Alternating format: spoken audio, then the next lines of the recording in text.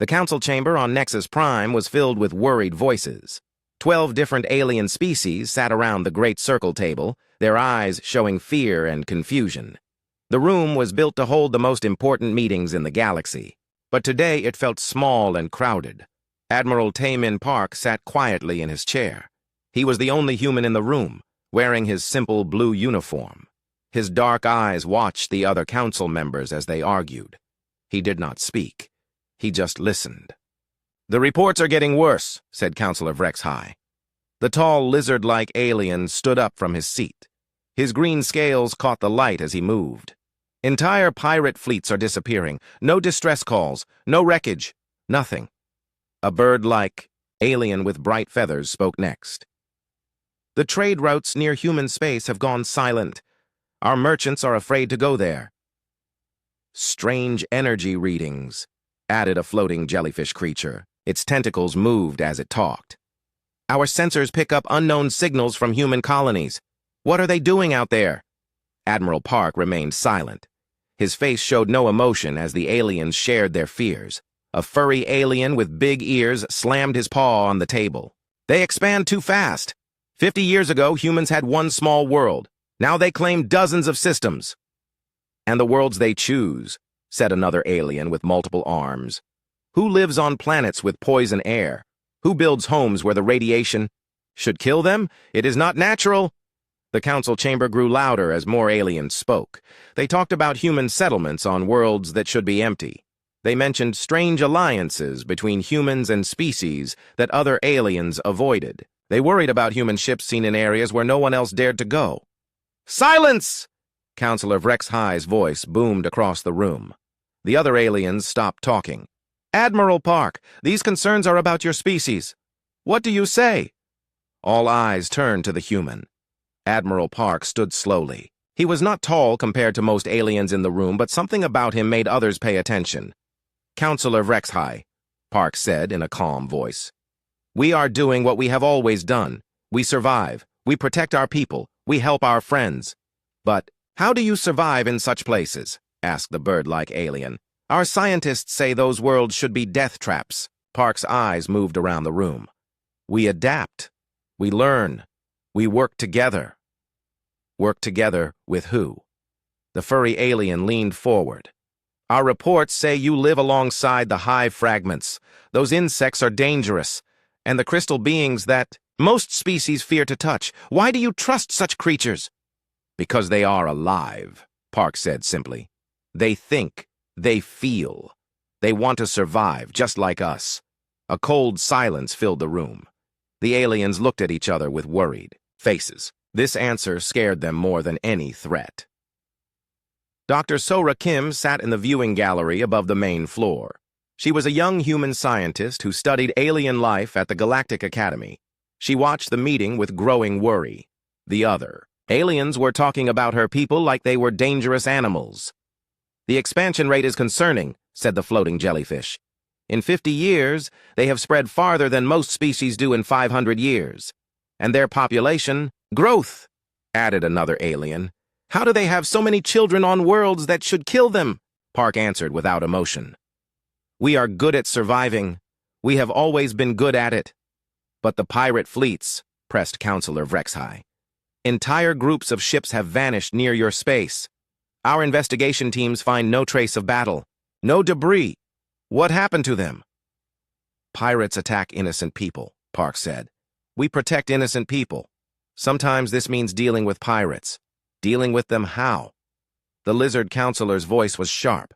"However we must," Park replied. The room fell silent again. Dr. Kim felt her heart beating fast. She knew her people were not evil, but the way Admiral Park spoke made even her feel nervous. An alien with tentacles for arms spoke up. "There are reports of human ships moving in ways that should be impossible. They use gravity wells like tools. They travel through asteroid fields that would crush our vessels." "We learn from our environment," Park said. "We do not fight against it. We work with it." "And your allies," said the bird-like alien. "You make friends with species that most of us consider primitive." Park's face changed slightly. For the first time, Dr. Kim saw something like anger in his eyes. Every thinking being has value. Every species has something to teach us. We do not think anyone is beneath us. This statement sent waves of fear through the council. Many alien civilizations were built on ideas of who was better than others. The thought that humans truly saw all species as equals was terrifying. Captain Jae-wook Lee stood on the bridge of his ship, the Soul's Pride. He was far from the council meeting, exploring a new system near the galaxy's edge. His crew was half human and half alien. They worked together like they had known each other for years. "Captain," said his second officer, a blue-skinned alien named Crix. "We are getting a message from Nexus Prime. Priority 1. Lee read the message on his screen. The Galactic Council was forming an investigation fleet. They wanted to visit human colonies and see what humans were really doing in frontier space. "They are scared," said his science officer, a rock-like being called Therm. "Yes," Lee agreed. "They are starting to understand." "Understand what?" asked Crix. Lee looked out at the stars through his ship's window. "That we are not like them. We do not accept limits. We do not give up. We do not leave anyone behind." Back in the council chamber, the debate continued. Councillor Vrexhai stood again. "The reports are clear," he said. "Human activity in the outer systems is unusual. We must investigate. We must know what they are doing." "I agree," said the furry alien. "We need to send a fleet to human space. We need to see these colonies for ourselves." Other aliens nodded. They were afraid, but they needed to know the truth. "Very well," said Councillor Vrexhai. "I propose we send a joint investigation fleet to examine human activities in the frontier systems. The Corvan Empire will lead this mission." Dr. Kim felt sick. The Corvan Empire was known for its strong military and aggressive nature. If they led the investigation, it could lead to conflict. "The investigation fleet will include representatives from multiple species," Vrexhai continued, "including human scientific advisors." Admiral Park stood again. "The United Earth government will cooperate with this investigation. We have nothing to hide." But as he spoke, Dr. Kim noticed something in his voice. It was not fear or worry. It was something else. Something that made her think that maybe, just maybe, her people had been expecting this day to come. The council meeting ended with formal votes and official statements. As the aliens filed out of the chamber, they whispered to each other in their own languages. Words like dangerous and unpredictable and too fast could be heard. Admiral Park was the last to leave. He walked slowly, his hands behind his back. He seemed calm, but Dr. Kim could see him thinking, planning. Outside the chamber, she caught up with him. "Admiral," she said quietly, "are we in trouble?" Park looked at the young scientist. His face was kind but serious. "Dr. Kim, our people have always been survivors. We have always found a way to live, even when others said it was impossible. This will not change. But what if they try to stop us? What if they try to limit where we can go?" Admiral Park was quiet for a long moment. Then he smiled, but it was not a happy smile. It was the smile of someone who knew a secret. "They can try," he said softly, "but they do not understand what they are dealing with. They think we are just another species looking for a place in their galaxy. They do not know that we have never been good at accepting other people's limits." As they walked away from the council chamber, Dr. Kim felt both fear and pride. She was afraid of what was coming, but proud of her people's strength. She did not know it yet, but the galaxy was about to learn something that would change everything. The investigation fleet would soon discover that humanity was not just surviving in the frontier. They were thriving, and they were not alone. The investigation fleet dropped out of faster-than-light travel at the edge of the Tau Cygni system. Captain Yeon-Soo Bayek stood on the bridge of his Corvan warship, looking at the scanner displays with confusion and growing worry. "This cannot be right," he said to his crew. The tall, gray-skinned Corvan officer had expected to find small human outposts struggling to survive. Instead, his sensors showed 3 thriving worlds with massive cities and busy space traffic. Dr. Sora Kim stood beside him, trying to hide her own surprise. She knew humans were tough, but she had never seen colonies like these. "Captain," said the ship's science officer, The radiation levels on the second planet should kill most known life forms within hours, but our scans show millions of humans living there. And the third planet, added another crew member. The gravity is 3 times normal. The atmosphere is mostly sulfur dioxide. Yet there are cities there too. Captain Bayek's mandibles clicked together, a sign he was angry. Take us to the first planet. We will demand answers. The fleet of 12 ships moved toward the inner system. As they got closer, they saw something that made the alien crew members step back from their stations in fear. Human ships were everywhere, but these were not normal ships. They moved through space in patterns that seemed impossible. Some flew close to asteroid fields that should have destroyed them. Others used the gravity of small moons to change direction in ways that physics said could not work. How are they doing that? Whispered the Corvan science officer. Dr. Kim watched her people's ships with growing pride and worry. Humans learn, she said quietly.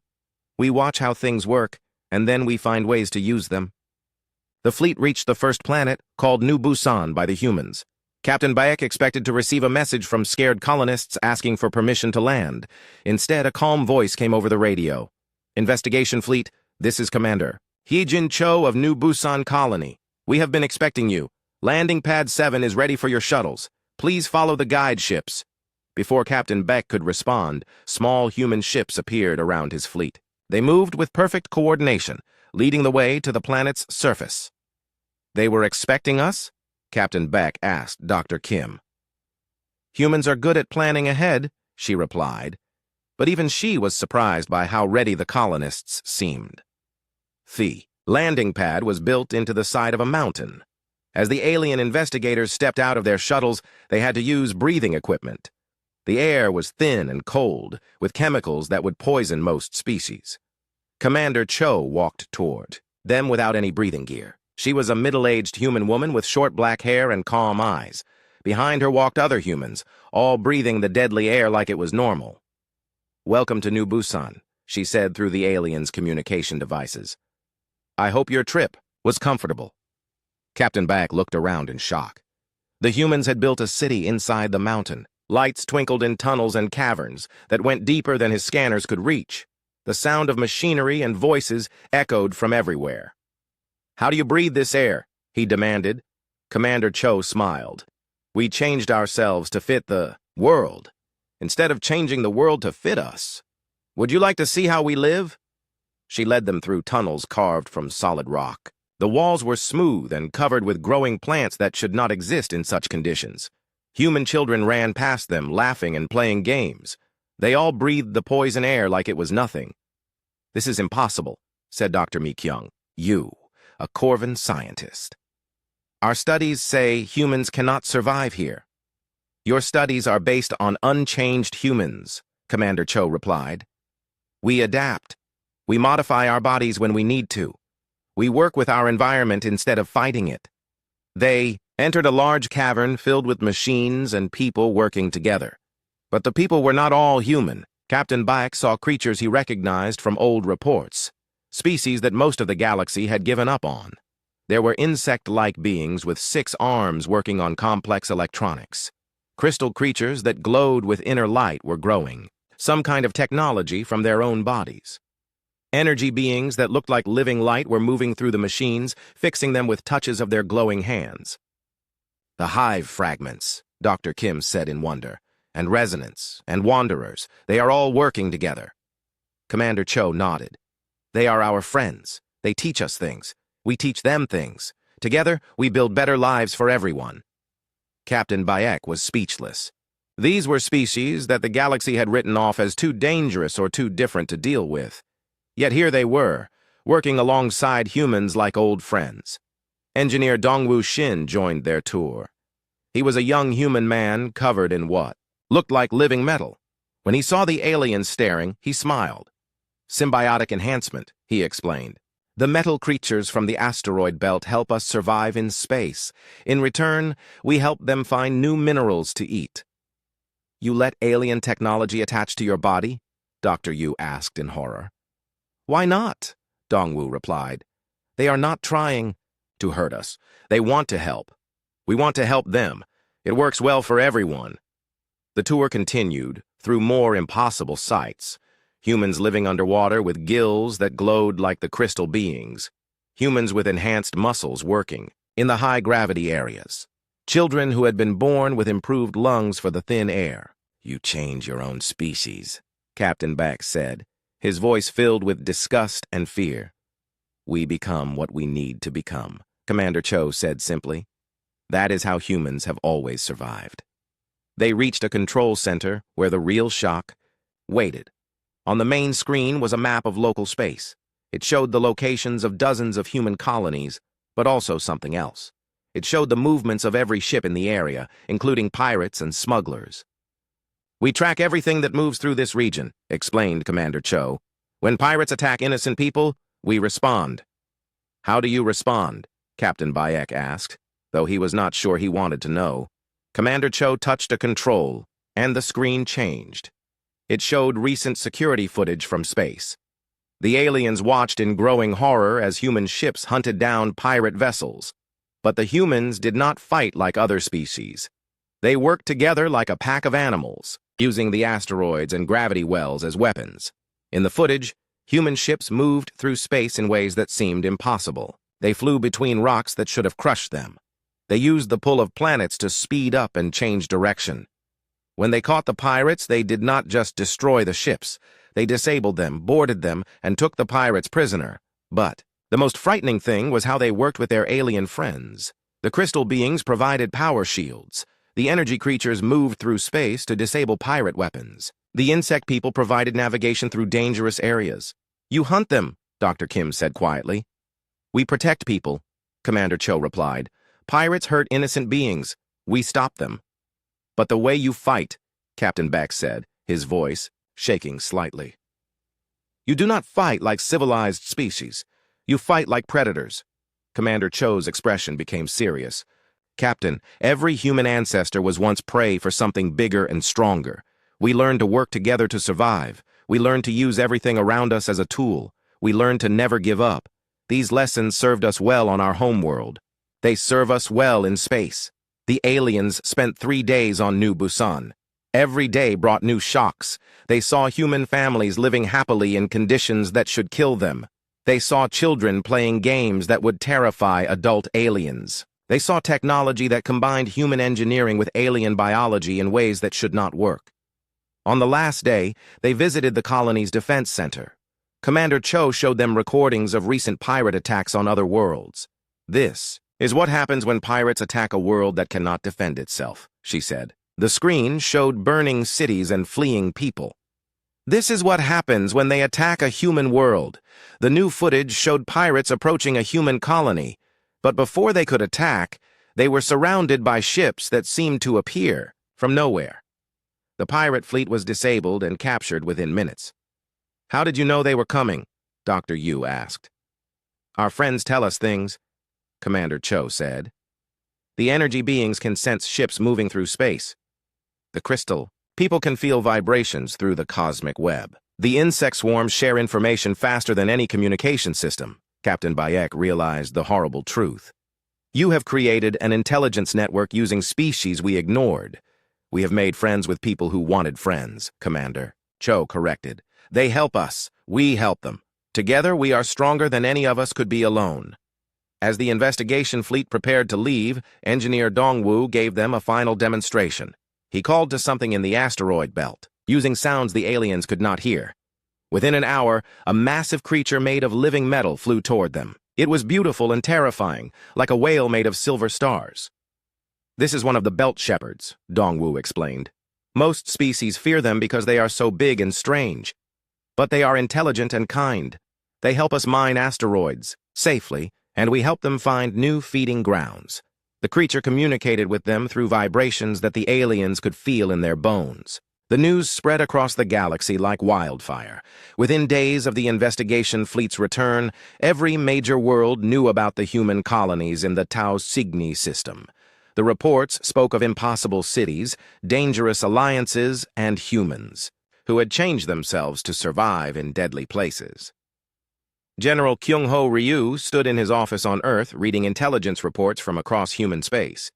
The tall, gray-haired man had spent his life preparing for this moment. He knew that one day the galaxy would discover what humanity had really been doing in the frontier worlds. "Sir," his aide said, bringing him another data pad. "The Corvin Empire is mobilizing their fleets. They are demanding that human expansion be limited to approved zones only." General Ryu nodded calmly. "Expected. What about the other species?" "The bird-like aviacs have recalled their citizens from human space.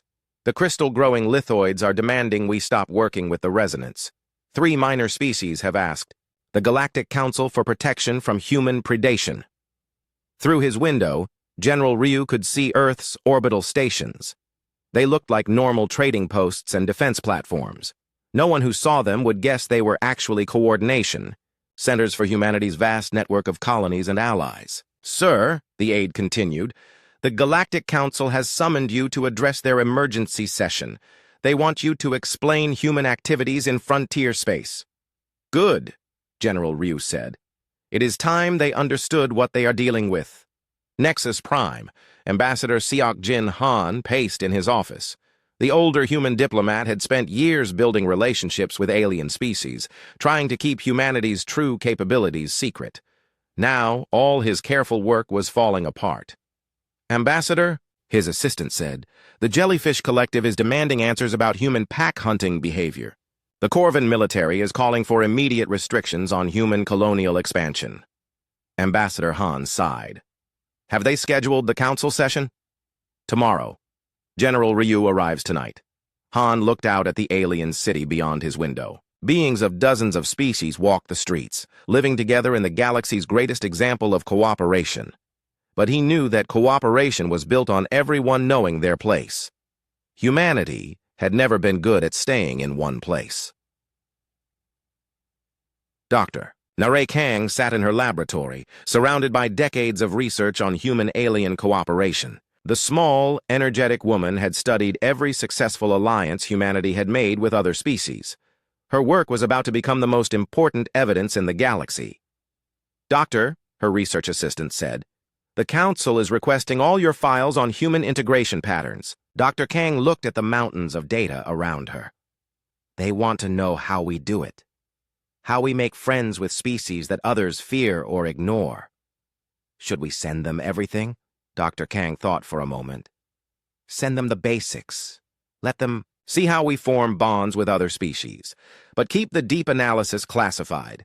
They are not ready to understand the full scope of human social adaptability." Across the galaxy, Admiral Min-Ho Choi stood on the bridge of the UES Harmony, flagship of humanity's defense fleet. The middle-aged naval officer looked calm as he read reports of alien fleets moving toward human space. "Admiral," his communications officer said, "we are receiving messages from our colonies. They are requesting permission to reveal their true, defensive capabilities." Admiral Choi shook his head. "Not yet. Tell them to continue appearing vulnerable. Let the galaxy think we are just lucky survivors living in harsh places." "Sir, the Corvin battle group is only 2 days from the Kepler. Colonies, if they decide to attack—" "They will not attack," Admiral Choi said quietly. "They are still trying to understand us. But when they do decide to test us, they will learn something that will change everything." The emergency session of the Galactic Council was the largest gathering in 50 years. Representatives from over 30 species filled the Great Chamber, all wanting to hear humanity's explanation for what the investigation fleet had discovered. General Ryu entered the chamber alone. He wore a simple military uniform with no decorations. As he walked to the speaker's platform, the room fell silent. Every alien eye was on him. Counselor Vrexhai stood at his position. "General Ryu, this council has received disturbing reports about human activities in frontier space. We demand explanations." General Ryu placed a small device on the speaker's platform. A holographic display appeared above the chamber, showing a map of the galaxy. "Honorable counselors," he began, his voice calm and clear. "For 50 years, humanity has been part of this galactic community. In that time, we have built colonies, formed alliances, and contributed to galactic civilization. Today, I will show you exactly what we have accomplished." The map changed, showing human colonies as small blue dots. There were dozens of them, spread across 3 spiral arms of the galaxy. These are our official colonies, General Ryu said. The ones we reported to this council. As you can see, they are exactly where we said they would be. Murmurs filled the chamber. The aliens had expected to see more colonies than this. However, General Ryu continued, and the map changed again. Now there were hundreds of blue dots spread across vast areas of space. These are all of our settlements! The chamber erupted in shocked voices. The furry Ursoid representative stood up. This is illegal! You have violated expansion treaties! Have we? General Ryu asked calmly. Please show me which law prevents humans from living on worlds that no other species wanted. The map zoomed in on specific systems. General Ryu's voice became educational, like a teacher explaining a lesson to children. The worlds we settled were classified as uninhabitable by galactic standards. Worlds with deadly radiation, worlds with crushing gravity, worlds with poison atmospheres. We asked no one's permission to live in places where no one else could survive. A crystal-based alien spoke up. But you are working with dangerous species. The hive fragments are known to be aggressive. To you, General Ryu replied. Not to us. We found them to be excellent engineers and loyal friends. They taught us about collective problem-solving. We taught them about individual creativity. Together, we have built something neither of us could achieve alone. The display changed again, showing footage from human colonies. The aliens watched in fascination and horror as humans and various primitive species worked together on massive construction projects. The resonants help us grow technology from living crystal, General Ryu explained. The Wanderers share their knowledge of energy manipulation. The Belt Shepherds teach us about large-scale engineering. Every species we work with brings unique ETS gifts to our alliance. Alliance? The bird-like Aviax representative's feathers ruffled in alarm. You speak as if you have formed a separate government. General Ryu smiled for the first time since entering the chamber.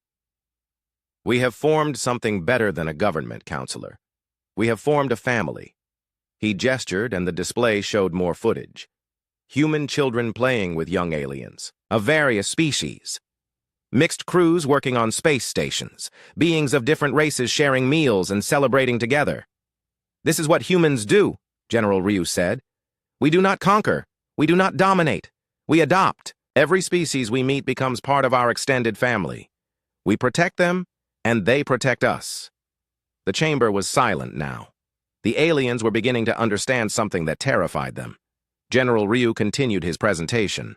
You want to know about our military capabilities? Very well. The display showed tactical analyses of every major galactic conflict of the past century. The aliens watched as human strategies were overlaid on historical battles, showing how each conflict could have been resolved faster and with fewer casualties. We have studied every war, every conflict, every military engagement in recorded galactic history, General Ryu said. We understand how every species fights. We know the strengths and weaknesses of every military doctrine. Not because we plan to fight you, but because understanding conflict helps us prevent it. A floating jellyfish alien spoke with a trembling voice. You have been analyzing us, planning against us. We have been analyzing everything, General Ryu corrected. It is what humans do. We study our environment. We prepare for possibilities. We make plans. It is how we survived on our home world, and it is how we thrive in the galaxy. The most frightening revelation came next. General Ryu showed them human predictive models, computer simulations that could accurately predict how any alien species would react in almost any situation. We understand your psychology, he said simply.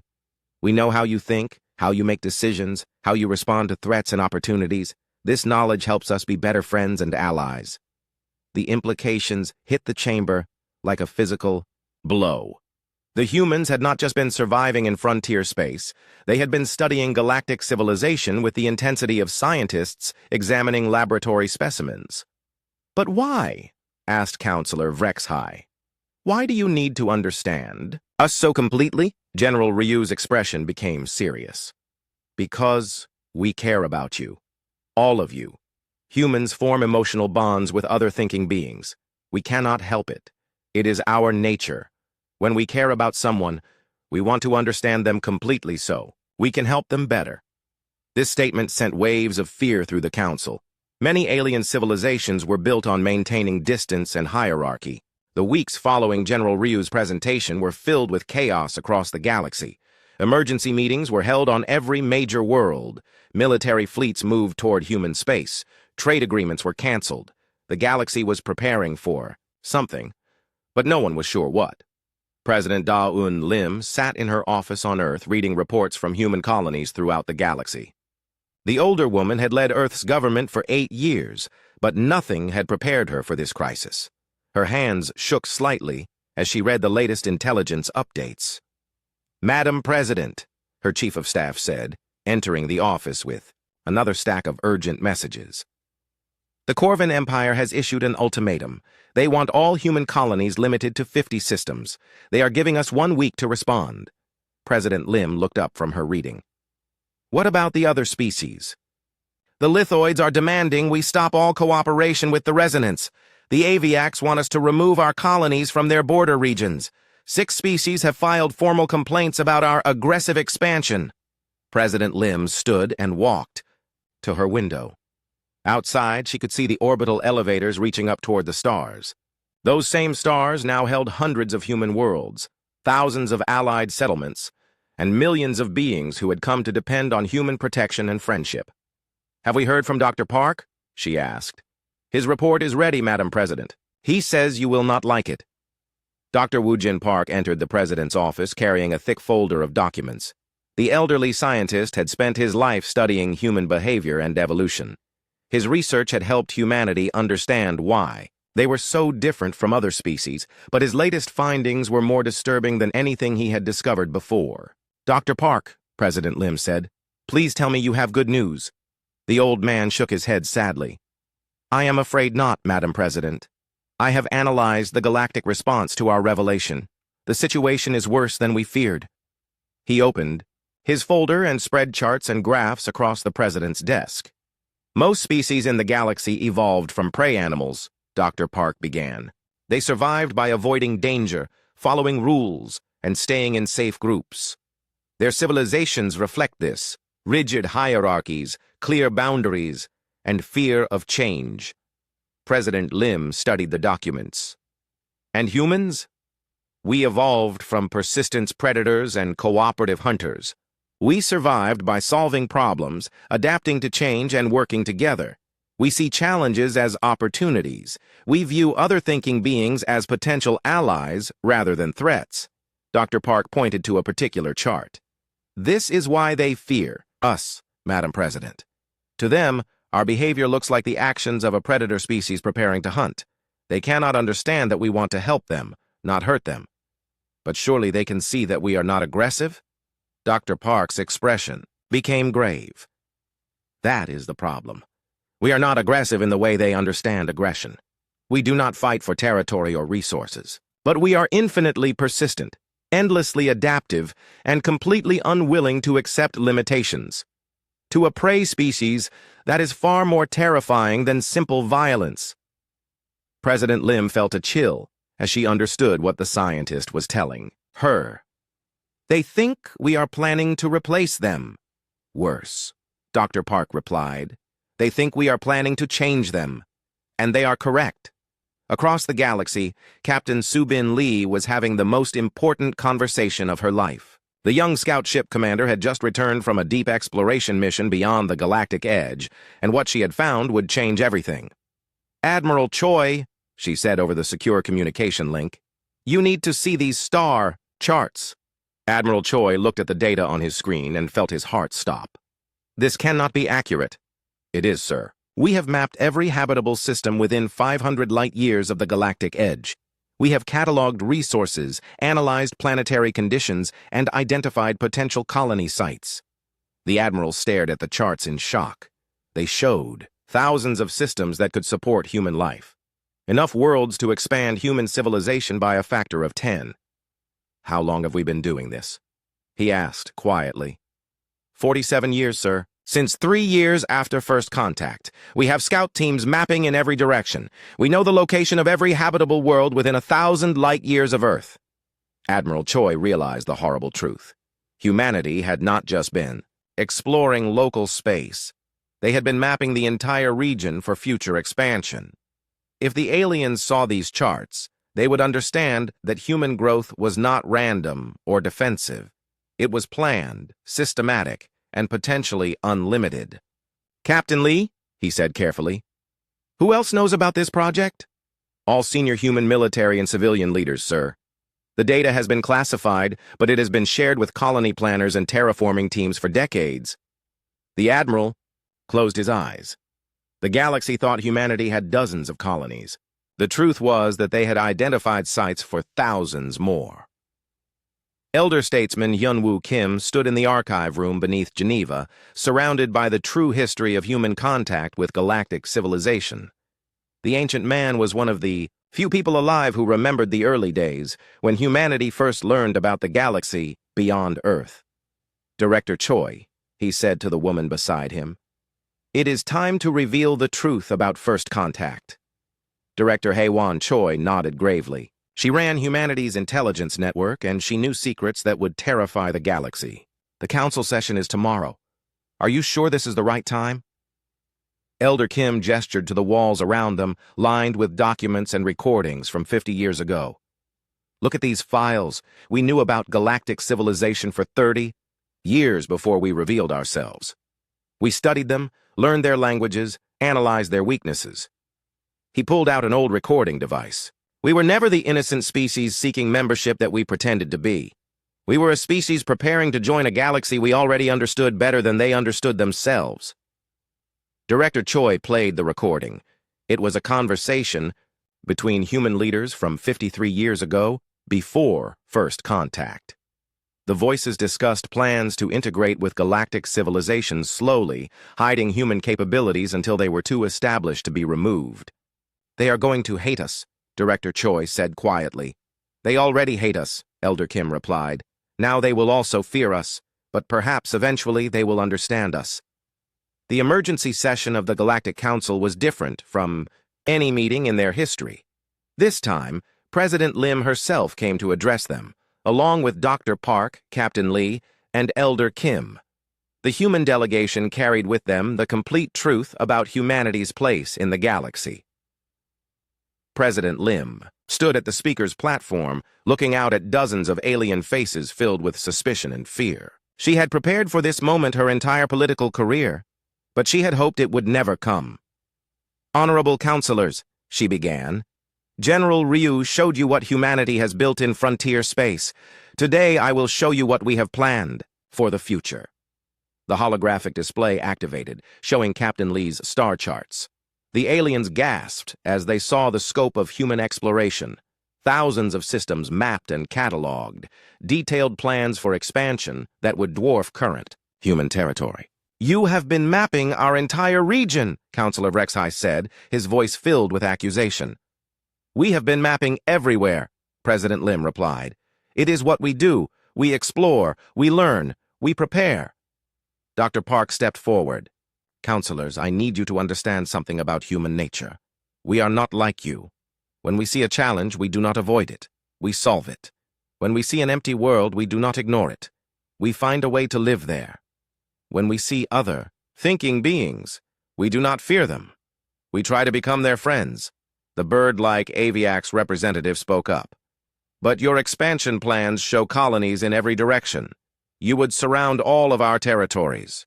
We would fill empty space with living worlds," President Lim corrected. "We would turn dead systems into thriving communities. We would create homes for any species that wanted to join us." This statement sent shockwaves through the chamber.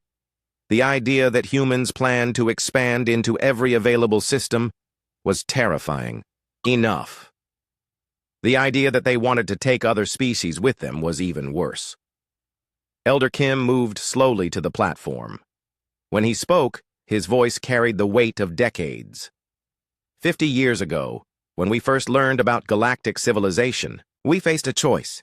We could reveal ourselves immediately and hope for acceptance, or we could study you first and learn how to fit in. He activated another part of the display, showing recordings from before first contact. "We chose to study you. For 30 years we watched your broadcasts, learned your languages, analyzed your cultures. We understood you completely before we ever said hello." The chamber fell into shocked silence. The implications were staggering. "You spied on us," accused the Corvin representative. "We learned about you," Elder Kim replied. "The same way we learn about any environment we plan to enter. We studied you like we study new worlds, completely and carefully." President Lim stepped forward again. "We are not your enemies. We never have been. But we are also not the innocent newcomers you thought we were. We are a species that prepares for everything, plans for every possibility, and adapts to any situation." She gestured to the star charts around. The attack came without warning, just as the Corvin Empire had planned. 3 battle fleets jumped into the Kepler system, targeting the human colony of New Sol. The Corvin commanders expected to find a helpless settlement of human civilians living on a barely habitable world. Instead, they found something that would haunt their nightmares for the rest of their lives. Admiral Sang-wook Yoon stood on the bridge of the UES Defender as alarms sounded throughout the ship. The veteran human naval officer had been expecting this attack. For months, every intelligence report had pointed toward Corvin aggression, and humanity had prepared accordingly. "Admiral," his communications officer reported, "the Corvin fleets are demanding our surrender. They claim this system is now under their protection." Admiral Yoon smiled grimly. "Signal all units. Execute Plan Garden Party." What happened next changed the galaxy forever. The Corvin ships suddenly found themselves surrounded by vessels that had appeared from nowhere. But these were not just human ships. The aliens watched in growing terror as the response fleet revealed the true scope of humanity's alliances. Massive creatures made of living metal, the Belt Shepherds, emerged from the asteroid field, their bodies bristling with defensive systems. Crystal beings the size of small moons materialized around the Corvin fleet, their faceted surfaces glowing with energy weapons. Swarms of insect-like ships moved in perfect coordination, led by the hive fragments that most species considered dangerous primitives. Energy beings that looked like living stars danced between the Corvin vessels, disrupting their weapon systems, with touches of pure light. The Wanderers, who most aliens believed were myths, had come to defend their human friends. But the most terrifying thing was not the alien allies themselves. It was how perfectly they worked together, as if they were all parts of a single vast organism. Captain Junho Nam commanded the lead human vessel in the defense fleet. As he watched the Corvin ships realize what they were facing, he opened a communication channel. "Corvin vessels," he said calmly, "you are outnumbered and outgunned. We offer you one chance to withdraw peacefully." The Corvin fleet commander responded, with weapons fire. What followed was not a battle. It was a demonstration. The human and allied ships moved through space like dancers in a deadly ballet. They used gravity wells and magnetic fields as weapons. They coordinated attacks across impossible distances with perfect timing. The Corvin ships, built for traditional military combat, had no defense against tactics that treated space itself as a weapon. Within 30 minutes, the entire Corvin attack fleet was disabled and drifting helplessly. Not a single ship had been destroyed. The humans and their allies had captured them all intact. "Corvin vessels," Captain Nam said into the silence that followed. "You came here to attack innocent people. You have been stopped. Your crews will be treated with respect and returned to your territory unharmed. Your ships will be studied and then returned as well. We hope this teaches you something about the futility of aggression." Back on Nexus Prime, the Galactic Council watched the battle footage in stunned silence. Dr. Yoonji Seo, a human xenopsychologist, stood before them to explain what they had just witnessed. "Honorable counselors," she began, "what you saw was not a military victory. It was a family defending itself." The small, intense woman activated a holographic display showing the battle from multiple angles. Every species that participated in this defense did so because they chose to. The Belt Shepherds, the Resonance, the Wanderers, the Hive Fragments, none of them were forced to help us. They came because we are their friends, and friends protect each other. Counselor Vrexhai leaned forward. "But the coordination, the perfect timing. How is such cooperation possible?"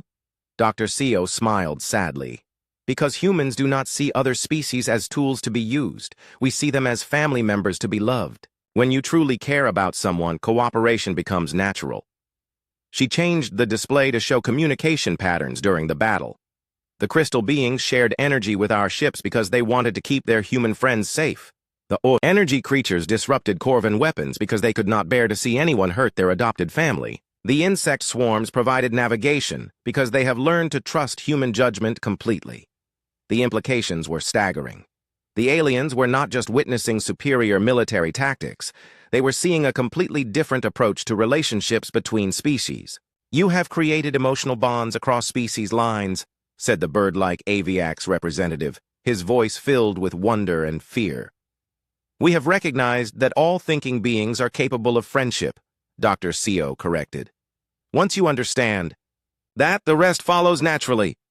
Director Haiwan Choi stepped forward to address the council. The head of humanity's intelligence network carried with her the final revelation that would complete the galaxy's understanding of what they were dealing with. "Counselors," she said, "I must now tell you something that will be difficult to accept. The attack on New Sol was not a surprise to us. We have been expecting it for months." She activated a new display showing intelligence reports, communication intercepts, and strategic analyses. "We know about every military movement in the galaxy. We have agents and allies throughout space. We understand your capabilities, your plans, and your intentions better than you do yourselves." The chamber erupted in angry voices, but Director Choi continued calmly. "We did not use this knowledge to attack you. We used it to prepare defenses that would stop any aggression without causing unnecessary death. Even when you came to destroy us, we planned to save your lives." Captain Nam had arrived at Nexus Prime to deliver his own report. The tall, serious naval officer stood before the council with the confidence of someone who had just proven his people's capabilities beyond any doubt. "The Corvan attack fleet has been repaired and returned to their territory," he announced. "Their crews were treated for injuries and given full medical care.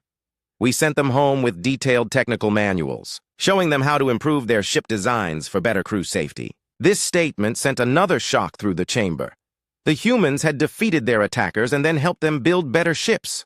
"Why?" asked the Corvan representative, who had arrived to witness his people's humiliation. "Because we do not wish to see anyone die in poorly designed vehicles," Captain Nam replied simply. "Your ships have several safety flaws that could kill your crews in emergency situations. We fixed those problems for you." Dr. Seo stepped forward again. "This is what counselors must understand about humanity. We do not think in terms of enemies and allies.